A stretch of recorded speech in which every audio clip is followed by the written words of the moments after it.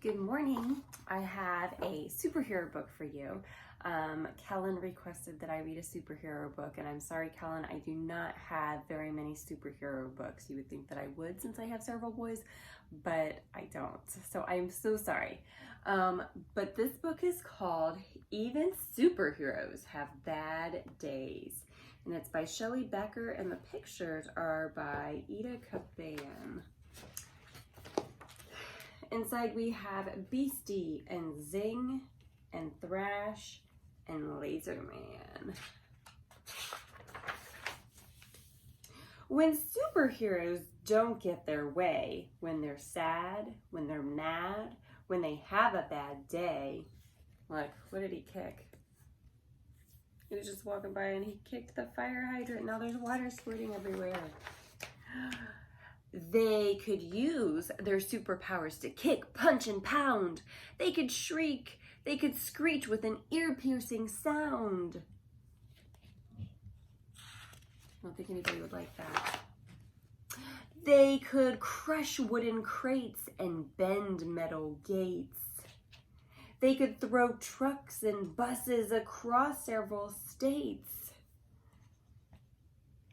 Would that be good behavior or bad behavior? I think it would be bad. I think you're right. Let's see what happens. They could knock over buildings like towers of blocks and crumble the streets into rubble and rocks. They could use laser eyes to ignite forced fires or fling boomerangs to deflate the town's tires. Do you think superheroes would do all that, though, when they're supposed to be saving people? But upset superheroes have all sorts of choices. Instead of destruction and loud, livid voices, they burn angry steam off with speed of light hiking or super extreme outer space mountain biking. Whoa. That looks pretty cool. They race to the rescue of people in need and delight in the joy of a super good deed. They hatch super plans to help banish world sadness, building fabulous theme parks for giggles and gladness. See, they use their powers for good.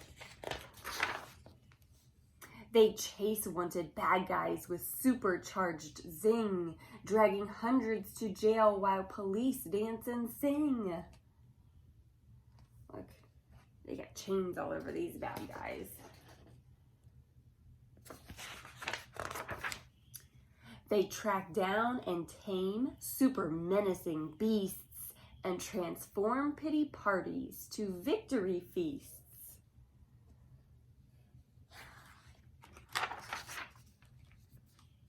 But displeased superheroes who don't feel serene could have super temptation to cause a bad scene.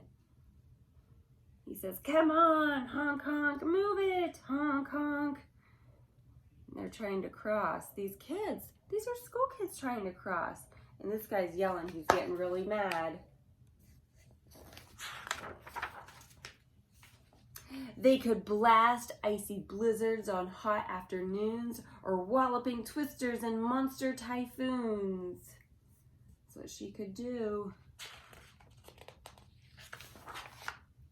They could spin super webs, super far, super sticky, and tangle up towns with their silk, super icky.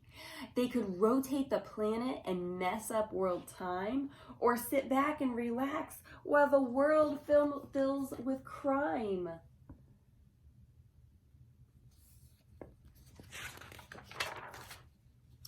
When superheroes don't get their way, when they're sad, when they're mad, or when they've had a bad day, they could super rampage. They could, but they don't, because real superheroes just wouldn't. They won't.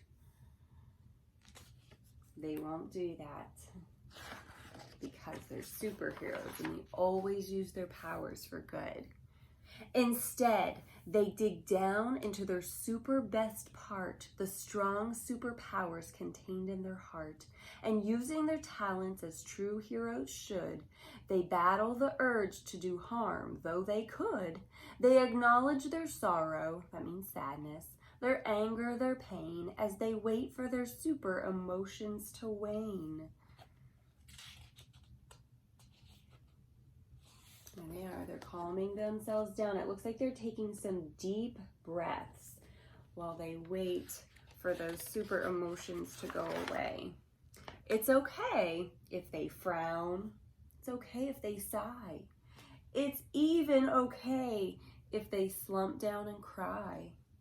But then they get up and they get on with their day, saving the world in their most super way. There they are. They got all their emotions out and they are ready to do good. They're ready to fight for good and save the world. There they are. They're getting together and having a campfire. They're relaxing together.